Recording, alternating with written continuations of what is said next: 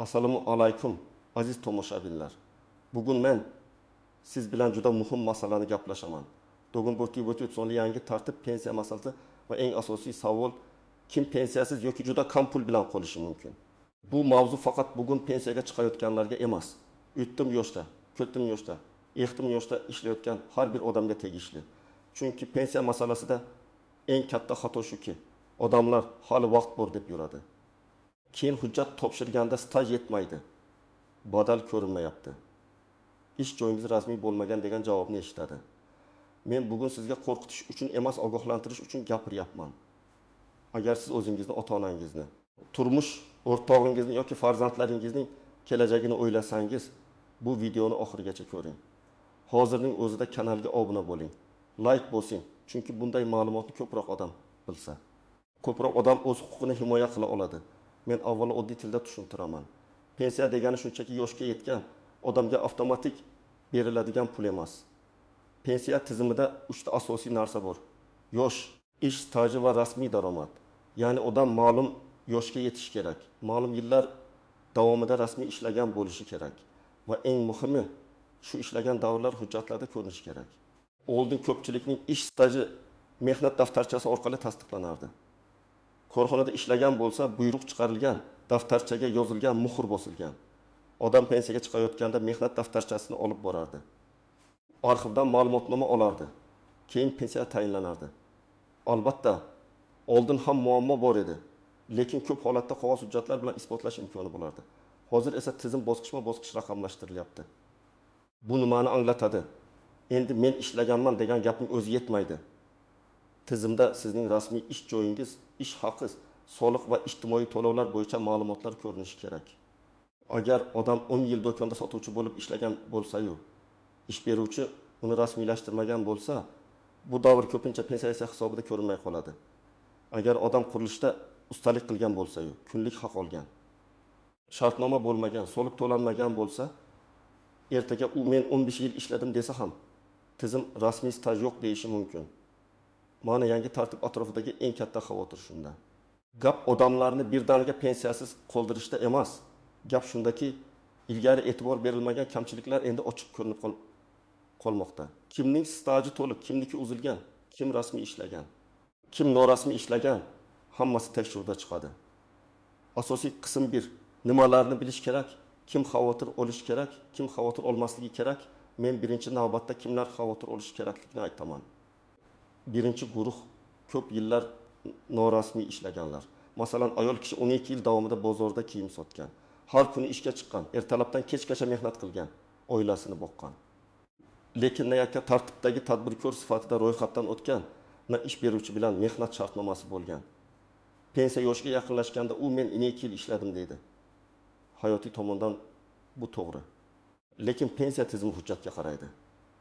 Agar u davrda rasmiy to'lovlar bo'lmasa, bu 12 yil staj sifatida kirmasligi mumkin. Natijada pensiya miqdori kamayadi yoki pensiya tayinlash uchun minimal talab yetmay qolishi mumkin. Ikkinchi guruh mavsumiy va kunbay ishlaganlar. Qurilishda ishlagan ustalar, dalada mavsumiy ish qilganlar, xususiy firmalarda og'zaki kelishuv bilan ishlaganlar ko'p uchraydi. Masalan, erkak kishi 1998 yildan 2015 yilgacha qurilishda ishlagan. U har oy pul topgan, lekin biror korxonada doimiy shtatda bo'lmagan. 17 yil mehnat qilgan, sog'lig'ini yo'qotgan, bel og'rig'i orttirgan. Lekin mehnat shartnomasi bo'lmasa, ish haqi rasmiy o'tmagan bo'lsa, pensiya hisobida bu 17 yil bo'shliq bo'lib turishi mumkin. Uchinchi guruh ish joyi yopilib ketgan, hujjatlari yo'qolgan odamlar. Bu juda ko'p uchraydi. Masalan, fuqaro 1992 yildan 2004 yilgacha kichik korxonada ishlagan. Korxona tugatilgan, rahbar qayerdaligi noma'lum, arxivga hujjatlar topshirilmagan. Mehnat daftarchasida yozuv bor, lekin murxira. Buyruq raqami ko'rsatilmagan yoki yozuv noto'g'ri. Bunday holatda pensiya jamg'armasi qo'shimcha tasdiq so'rashi mumkin. Agar arxivdan ma'lumot topilmasa, o'sha davr stajga kiritilmay qolish xavfi bor.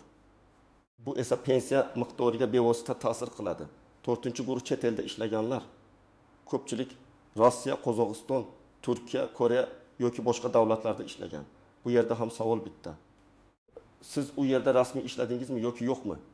Agar rasmiy shartnoma bo'lgan, tegishli badallar to'langan, davlatlar o'rtasida kelishuv bo'lsa, ayrim davrlarni tasdiqlash imkoniyati bo'lishi mumkin. Lekin agar odam chet elda 2 yil ishlab faqat naqd pul olgan bo'lsa, hujjat bo'lmasa, bu davrni pensiya uchun isbotlash juda qiyin bo'ladi. 5-guruh uy bekalari va uzoq vaqt ishlamaganlar. Men bu yerda juda nozik masalani aytmoqchiman. Ko'p ayollar farzand tarbiyalaydi, uy ishini qiladi, qarindoshlariga qaraydi. Bu ham mehnat, lekin pensiya tizimi uni har doim ham to'liq rasmiy staj deb tan olmaydi. Ayrim davrlar, masalan, bola parvarishi bilan bog'liq davrlar qonunchilikda belgilangan tartibda hisobga olinishi mumkin. Lekin bu ham chegarasiz emas va hujjat talab qiladi. Shuning uchun men uyda o'tirdim.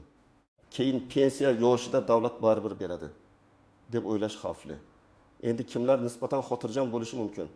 Agar siz davlat tashkilotida yoki rasmiy xususiy korxonada ishlagan bo'lsangiz, mehnat shartnomangiz bo'lsa, oyligingiz bank orqali tushgan bo'lsa, soliq va ijtimoiy to'lovlar ko'rinib tursa, sizda xavf ancha kam. Lekin baribir tekshirish kerak. Chunki ba'zan ish beruvchi oylikni minimum qilib ko'rsatgan. Qolganini konvertda bergan bo'ladi. Bunday holatda staj ko'rinishi mumkin, lekin pensiya miqdori past bo'lishi mumkin. Keling, oddiy raqamli misol qilamiz. Faraz qiling, 2 kishi 25 yil ishlagan. Birinchisi 25 yil davomida rasmiy korxonada ishlagan. Oyligi rasmiy ko'rsatilgan, barcha to'lovlar amalga oshirilgan. Ikkinchisi ham 25 yil ishlagan, lekin 15 yili norasmiy, faqat 10 yili rasmiy. Pensiya tayinlash paytida birinchi odamning 25 yili ko'rinadi, ikkinchisining esa faqat 10 yili aniq ko'rinadi. Natijada ikkinchi odam men ham umr bo'yi ishladim-ku desa ham, hujjat bo'yicha u ancha kam stajga ega bo'lib qoladi. Yana bir misol. Ayol kishi endi yoshga yetdi. 20 yil staj kerak bo'lgan holatni olaylik. Uning mehnat daftarchasida 4 yil ish bor. 3 yil farzand parvarishi hujjat bilan tasdiqlanadi. Yana 4 yil xususiy do'konda ishlagan. Lekin shartnoma yo'q. Agar o'sha 4 yil tasdiqlanmasa, jami 7 yil chiqadi. Bu pensiya miqdorini kamaytirishi yoki ayrim talablarni bajarishda muammo tug'dirishi mumkin. Agar u do'kon egasidan buyruq, shartnoma, ish haqi vedomosti yoki arxiv ma'lumotini topa olsa, vaziyat o'zgaradi. Endi eng muhim nozik jihatlarga o'tamiz. Birinchi tuzoq. Mehnat daftarchasida yozuv borligi har doim ham yetarli emas. Ko'pchilik daftarchamda yozilgan, demak bo'ldi deb o'ylaydi. Aslida yozuvda korxona nomi, ishga qabul qilingan sana, bo'shatilgan sana, buyruq raqami, imzo va muhr to'g'ri bo'lishi kerak. Agar yozuvda sana xato bo'lsa, muhr boshqa korxonaga tegishli bo'lsa, lavozim ko'rsatilmagan bo'lsa yoki yozuv o'chib ketgan bo'lsa, qo'shimcha hujjat talab qilinadi. Ikkinchi tuzoq. Oylik olganman degan faqat pensiya uchun yetarli emas. Siz haqiqatan ham pul olgan bo'lishingiz mumkin. Lekin u pul rasmiy ish haqi sifatida ko'rsatilganmi? Soliq hisobotlari chiqqanmi? Bank orqali o'tganmi? Ish beruvchi sizni xodim sifatida ro'yxatdan o'tkazganmi? Mana shu savollar hal qiluvchi bo'ladi. Ayniqsa xususiy sektorda oylikni qo'lga berish odat ko'p bo'lgan. Bunday pul hayotda yordam bergan, lekin pensiya hisobida ko'rinmasligi mumkin. Uchinchi tuzoq. Yakka tartibdagi tadbirkorlar. Ko'pchilik men AITT bo'lganman, demak stajim bor deb o'ylaydi. Bu ham har doim avtomatik emas. ITT sifatida ro'yxatdan o'tgan davringiz, faoliyat yuritganingiz, tegishli to'lovlarni qilganingiz, faoliyat to'xtatilgan yoki to'xtatilmagan davrlar tekshiriladi. Agar siz ro'yxatdan o'tib, keyin yillar davomida to'lov qilmagan bo'lsangiz, o'sha yillar qanday hisoblanishini alohida tekshirtirish kerak. 4-nozik jihat tug'ruq, bola parvarishi, harbiy xizmat, o'qish davrlari. Qonunchilikda ayrim davrlar mehnat stajiga qo'shilishi mumkin, lekin bularning har biri hujjat talab qiladi. Masalan, harbiy xizmat uchun harbiy bilet yoki tegishli ma'lumotnoma kerak bo'ladi. Bola parvarishi davri uchun bolaning tug'ilganlik guvohnomasi, ish joyidan ta'til buyruqlari, zarur bo'lsa boshqa tasdiqlar so'ralishi mumkin. O'qish davri ham hamma holatda bir xil hisoblanmaydi. Qaysi yillar, qaysi ta'lim shakli, o'sha paytdagi qonunchilik muhim bo'ladi. 5-nozik jihat, pensiya yoshi kelganda hujjat yig'ishni boshlash juda kech bo'lishi mumkin. Men amaliyotda shuni ko'p ko'raman. Odam pensiyaga chiqishiga 1 oy qolganda hujjat izlashni boshlaydi. Keyin arxivga boradi. Arxiv bizda ma'lumot yo'q deydi. Eski korxonani qidiradi, topolmaydi. Sobiq rahbar vafot etgan bo'ladi. Buxgalter boshqa viloyatga ko'chib ketgan bo'ladi. Natijada bir necha oy, ba'zan 1 yil hujjat ortidan yuguradi. Bu vaqt ichida odam asabiylashadi, mablag' yo'qotadi, Ayrim hollarda pensiya tayinlanishi kechikadi. 6-jihat kam staj pensiya yo'q degani emas, lekin kam pul degani bo'lishi mumkin. Ayrim odamlar agar stajim yetmasa, umuman hech narsa olmaymanmi deb so'raydi. Bu yerda vaziyatni alohida ko'rish kerak. Pensiya uchun belgilangan minimal talablar, ijtimoiy nafaqa, yoshga doir nafaqa kabi mexanizmlar mavjud bo'lishi mumkin, lekin farq juda katta. To'liq staj va yaxshi rasmiy daromad bilan tayinlangan pensiya boshqa, minimal yoki ijtimoiy to'lov boshqa. Shuning uchun maqsad shunchaki nimadir olish emas, qonuniy haqingizni to'liq olish bo'lishi kerak. 7-jihat familiya, ism, otasining ismi o'zgargan holatlar. Bu ko'proq ayollarda uchraydi. Turmushga chiqqandan keyin familiya o'zgargan, hujjatlarda eski familiya bilan ishlagan, keyingi hujjatlarda yangi familiya. Agar nikoh guvohnomasi familiya o'zgarganini tasdiqlovchi hujjat bo'lmasa, stajni bog'lashda muammo chiqishi mumkin. Oddiy ko'ringan bitta harf xatosi ham pensiya ishini to'xtatib qo'yishi mumkin. Masalan, pasportda Karimova, mehnat daftarchasida Karimova deb yozilgan bo'lsa, bu ham izoh va tasdiq talab qilishi mumkin. 8-jihat ish beruvchining xatosi uchun xodim aziyat chekishi mumkin. Masalan, odam rasmiy ishlagan, lekin ish beruvchi soliq hisobotini vaqtida topshirmagan yoki noto'g'ri topshirgan. Xodim buni bilmagan. Yillar o'tib pensiya hisobida o'sha davr ko'rinmaydi.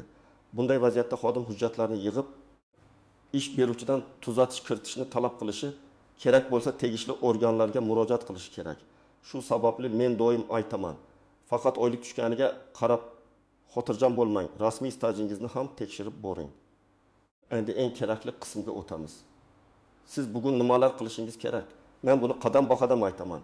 Birinchi qadam o'z stajingizni tekshiring. Pensiya jamg'armasi bo'limiga MyPopGov, uz kabi davlat xizmatlari portallariga yoki tegishli elektron tizimlarga murojaat qilib, sizning rasmiy mehnat faoliyatingiz qanday ko'rinayotganini bilib oling. Agar elektron tizimdan foydalana olmasangiz, tuman yoki shahar pensiya bo'limiga boring. Mening pensiya stajim bo'yicha dastlabki ma'lumotni tekshirib bermoqchiman deb murojaat qiling. Ikkinchi qadam mehnat daftarchangizni tekshiring. Undagi har bir yozuvni birma-bir ko'ring. Ishga kirgan sana bormi? Ishdan bo'shagan sana bormi? Buyruq raqami yozilganmi? Nur tushunarli ko'rinadimi? Korxona nomi to'liqmi? Agar biror joyda xato ko'rsangiz, hoziroq tuzatish yo'lini izlang. Pensiyaga chiqqanda ko'ramiz demang. 3-qadam arxiv ma'lumotlarini oldindan yig'ing. Agar siz ishlagan korxona yopilib ketgan bo'lsa, uning hujjatlari qaysi arxivga topshirilganini aniqlang. Tuman arxivi, viloyat arxivi yoki idoraviy arxiv bo'lishi mumkin. Arxivga ariza yozayotganda aniq ma'lumot bering. Korxona nomi, ishlagan yillaringiz, lavozimingiz, taxminiy bo'limingiz, ismingiz o'sha paytda qanday yozilgan bo'lsa, shunday ko'rsating. Arxivdan ishga qabul va bo'shatish buyruqlari, ish haqi ma'lumotlari, shaxsiy kartochka yoki tabel bo'yicha ma'lumot so'rashingiz mumkin. 4-qadam, rasmiy ishlamayotgan bo'lsangiz, holatingizni qonuniylashtiring. Agar siz do'konda, ustaxonada, fermer xo'jaligida, qurilishda, xizmat ko'rsatish sohasida ishlayotgan bo'lsangiz, ish beruvchidan mehnat shartnomasi tuzishni talab qiling. Bu uyat emas, bu sizning huquqingiz. Agar o'zingiz mustaqil ishlasangiz, yakka tartibdagi tadbirkorlik, o'zini o'zi band qilish yoki boshqa qonuniy shakllar sizga mos keladimi? Soliq organi yoki davlat xizmatlari markazidan maslahat oling. Bugun kichik rasmiy to'lov qilish ertaga pensiya huquqingizni saqlab qolishi mumkin. 5-qadam, oylikning rasmiy ko'rsatilishiga e'tibor bering. Ba'zi ish beruvchilar xodimga 4 million so'm beradi, lekin hujjatda 20 million so'm ko'rsatadi. Xodim bugun xursand bo'lishi mumkin, chunki qo'liga pul olyapti. Lekin ertaga pensiya hisobida rasmiy daromad past ko'ringani uchun pensiya ham past bo'lishi mumkin. Shuning uchun imkon qadar oylik to'liq rasmiy bo'lishini talab qiling. 6-qadam, ayollar alohida hujjat papkasi tayyorlasin. Nikoh guvohnomasi, farzandlarning tug'ilganlik guvohnomalari, familiya o'zgarishini tasdiqlovchi hujjatlar, bola parvarishi ta'tili buyruqlari, ishlagan joylardan ma'lumotnomalar. Bularning hammasini bitta joyda saqlang. Chunki pensiya tayinlashda bitta hujjat yetishmasa, butun jarayon cho'zilishi mumkin. 7-qadam, chet elda ishlaganlar hujjatni o'sha davlatdan izlasin. Agar siz rasmiy ishlagan bo'lsangiz, mehnat shartnomasi, ish beruvchi ma'lumotnomasi, sug'urta to'lovlari, soliq ma'lumotlari, yashash yoki ishlash ruxsatnomalari, bank o'tkazmalari kabi hujjatlarni saqlang. Chet eldan qaytgach keyin olaman deyish qiyin. Chunki vaqt o'tishi bilan ish beruvchi yo'qolishi, ma'lumotlar yo'qolishi mumkin. 8-qadam. Rad javobi olsangiz, og'zaki gap bilan cheklanib qolmang. Agar sizga staj kirmaydi, hujjat yetmaydi, pensiya chiqmaydi deyishsa, yozma javob so'rang. Yozma javobda qaysi davr nega hisob olinmagani, qaysi hujjat yetishmayotgani ko'rsatilishi kerak. Shundan keyin siz yuqori turuvchi tashkilotga, sudga yoki huquqiy maslahat markazlariga murojaat qilishingiz mumkin. Og'zaki gapni isbotlashga yozma javob esa huquqingizni himoya qilish uchun asos bo'ladi. 9-qadam. Yaqinlaringizni ham tekshiring. Ayniqsa ota-onangiz pensiya yoshiga yaqin bo'lsa, ularning hujjatlarini birga ko'rib chiqing. Ko'p otaxon, onaxonlar elektron tizimdan foydalanmaydi, arxivga ariza yozishni bilmaydi, eski ish joylarini eslay olmaydi. Farzand sifatida siz yordam bersangiz, ularning yillab qilgan mehnati yo'qolib ketmaydi. Men yana bir narsani alohida ta'kidlayman. Hech qachon soxta hujjat qilishga urinmang. Tanish orqali staj qo'shib beramiz. Arxiv ma'lumotini qilib beramiz. Pensiyani oshirib beramiz degan gaplarga ishonmang. Bu nafaqat pulingizni yo'qotishga, balki jinoiy javobgarlikka ham olib kelishi mumkin. Eng to'g'ri yo'l qonuniy hujjatlarni yig'ish. Rasmiy murojaat qilish va yozma javoblar asosida harakat qilish. Demak, azizlar, Kokun Dirbix 300 sonli yangi tartib atrofidagi eng katta signal shuki, endi norasmiy ishlagan davrlar yo'qolgan hujjatlar, noto'g'ri yozilgan mehnat daftarshalari va yashirilgan oyliklar pensiya vaqtida juda katta muammoga aylanishi mumkin. Bu hammani pensiyasiz qoldiradi degan emas, lekin hujjati tartibsiz, staji ko'rinmaydigan, rasmiy to'lovlar bo'lmagan odamlar jiddiy xavf zonasida. Men sizga ekspert sifatida eng muhim maslahatni beraman. Pensiya hujjatlarini pensiya yoshida emas, bugundan tekshiring. Stajingizni ko'ring, ish joylaringizni tasdiqlang. Arxiv ma'lumotlarini oling, rasmiy ishlashga o'ting. Oyligingiz hujjatda to'g'ri ko'rsatilayotganini nazorat qiling. Bugun qilingan bitta tekshiruv ertaga sizni chaqasiz qolish xavfidan saqlab qolishi mumkin. Sizning oilangizda shunday muammo bo'lganmi? Mehnat daftarchasidagi yozuvlar, arxiv hujjatlari yoki norasmiy ish sabab pensiya masalasida qiynalganlar bormi? Fikringizni izohlarda yozing. Men keyingi videolarda eng ko'p uchraydigan savollarga alohida javob beraman. Agar video foydali bo'lgan bo'lsa, like bosing, kanalga obuna bo'ling va bu videoni ota-onangizga, qarindoshlaringizga, ishdagi tanishlaringizga yuboring. Chunki bu ma'lumotni bugun bilgan odam ertaga o'z huquqini yo'qotmaydi.